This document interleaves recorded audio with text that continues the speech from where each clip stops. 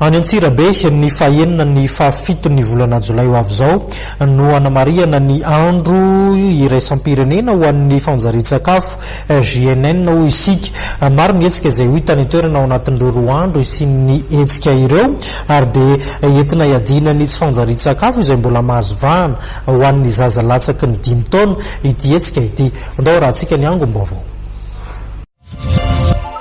Zaza iray amin'ny roa no tratran'ny tsy fanjarin-tsakafo mitarazoka eto Madagasikara. Tranga izay sakana ho an'ny fitombon'ny zaza na ara-batana na ara-tsaina fa indrindra ihany koa eo amin'ny sehatry ny fampandrosoany. Ho fanamafisana ny tolona enti mandresy ny tsy fanjarin-tsakafo eto amintsika dia ho tanterahana any Antsirabe renivohitry ny faritry Vakinakaratra ny fankalazana ny androm-pirenena ho an'ny fanjarin-tsakafo andian'ny 420. Any Antsirabe izay isany mbola ambony mahery ny 520 isanjato ny zaza latsaky ny 5 taona tratra ny tsy fanjarin-tsakafo. Any amin'ny faritra Vakinakaratra natao ny hetsika fa ny faritra 20 dia isa solitena ho tonga ao ankoatran'ireo mpiara-mombonantoka re satria fantatsika fa ny fobe-pirenena fanjarin-tsakafo dia mandrindra ny ady ny tsy fanjarin-tsakafo eraky ny faritra 20 ka ny faritra tena hoe mbola mahery-vaika amin'ny fiantraikan'ny tsy fanjarin-tsakafo dia izay ny antony manokana ny safidianana any Vakinakaratra. Araky ny voalaza teo hoe ankonana sehatry ny fanjarin-tsakafo lavorary fa nohitra ho amin'ny fampandrosoana maharitra.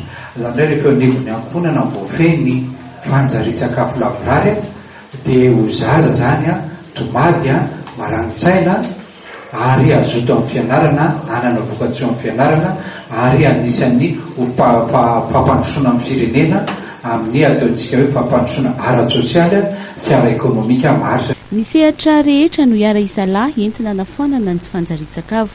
Sehatry ny rano, fanadiovana fidiovana, ny sehatry ny fambolena, ny sehatry ny fahasalamana, ny sehatry ny tontolo iainana ka anampianan'izy ireo manolotsainan'izy ireo hoe ahoana ny alana amin'ilay intervention verticale. Izany hoe ilay mahitsy be fotsiny hoe sehatry ny fahasalamana ny anay voalaza teo zao fa manana ny crény sy ny créna ny sehatry ny fahasalamana. Sehatry ny rano ny anay zay tsy jery afa-tsy ny sehatry ny rano ialana zany zay fomba fiasa zay fa ny tsinjovana hoe ahena ny tahany fahafatesana sy ny tahany akizy tratrany tsy fanjarin-tsakafo maharitra dia alao ampidirina an-tsehatra hoe ny rano maloto aoka izay, ny taim-paritaka dia aoka izay ka aoka anofina kabone, ao koa ny fanabeazana amin'ny fidiovana, ny fanasana tanana amin'ny savony. Ankonana sy fanjarin-tsakafo lavorary antoko ny fampandrosoana maharitra io no lohahevitra tamin'ity taona 2024 ity.